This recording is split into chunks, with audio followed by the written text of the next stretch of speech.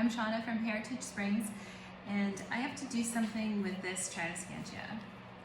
It got hidden behind some other plants. I forgot about it, and I don't know, at least half of it or 2/3 of it are pretty much dead.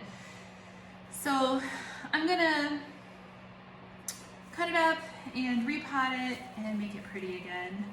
And I've seen lately, not that this excuses this at all, but I've seen lately a lot of people having problems with Tradescantia. So I thought maybe this video could help some other people out too. So I'm just gonna get it out of this pot. This is, this variety is called Tradescantia Pink Panther. And I think it's so pretty. It's got these beautiful, delicate little leaves, the ones that are alive anyway, pink and purple. And I think it'll look really pretty in a hanging pot. So I'm just gonna have a serrated bread knife here.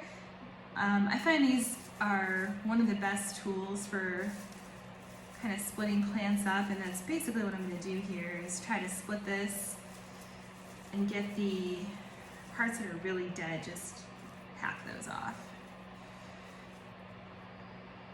And I'll save these little guys and I'll propagate these later. So while I'm doing this, I have a cool story to tell you. So the other day, one of the guinea hens got out of the run. We keep them in the run because guinea hens love to wander. And then in the summertime, once we hatch some new guineas, we're gonna let them free range. They eat like 4,000 ticks a day, so it definitely benefits you to have guinea hens on your property. But there's no ticks out right now because it's crappy and cold, so right now they're in their run where they will stay safe. And it's a big run, it's like 50 feet by 36 feet. So they have plenty of room to do their guinea hen things. But anyway, the other day one of them got out and started flapping around and running, and so it was dark out already, and it was raining, and so Neil couldn't find it. He looked for it, couldn't find it, and then the next day it rained all day, and we never saw it the next day. And then yesterday I went out looking for it, and I didn't see it. And we have neighbors that have birds, so I just kind of assumed that maybe it flew off and found some other friends. But Neil went out last night to put the cows to bed and saw the guinea hen, and it was just kind of sitting there by the barn. Guineas are very flock oriented, so I had a feeling it wasn't going to go too far from its flock. I was sort of surprised when we didn't find it, but there it was, sitting next to the run. So they're really hard to catch. I don't know if you've ever tried to catch a guinea hen, but they are strong. It's not like catching a chicken. I mean, chickens will give you a run for their money too, or run for your money, but guineas are like, they usually weigh like 5 or 6 pounds, and they are pure muscle. And so, I know that probably doesn't sound like a lot until you've tried to catch your own guinea hen. But anyway, Neil came in and got some gloves on and went out and caught him, put him back with the flock, and so all is right in the world of the guinea flock at Heritage Springs again. So that was kind of cool. Okay, I think this is about good.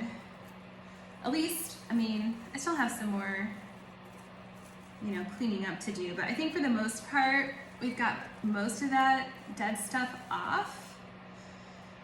So I'm gonna go ahead and get it in a pot here. Oh, that's a big piece. Okay, let me save that.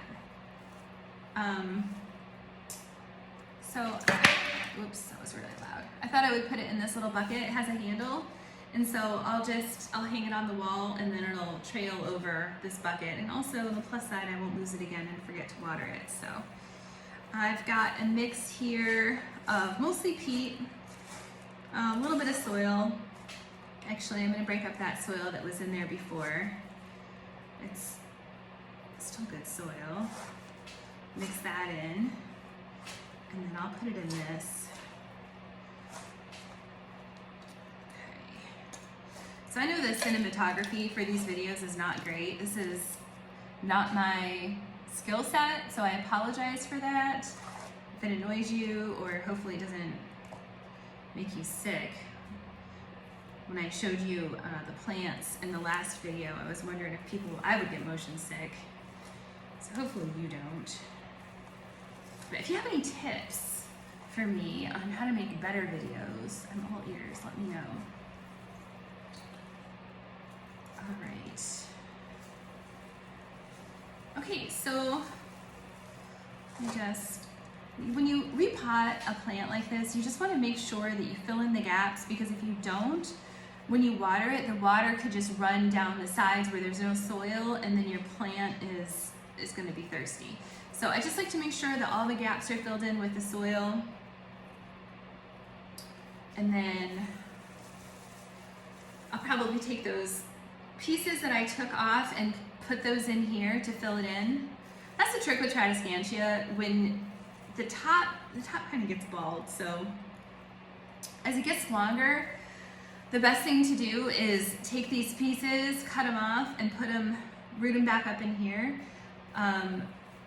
The plant will grow better when you cut it, and so it'll just be a bushier, happier, healthier, prettier plant if you do that. So, okay, so I'm gonna go ahead and finish this up, and then, I don't know, in a couple of weeks, a month or so, I'll give you an update. I know it doesn't look great now, but this is actually gonna be really pretty, I promise.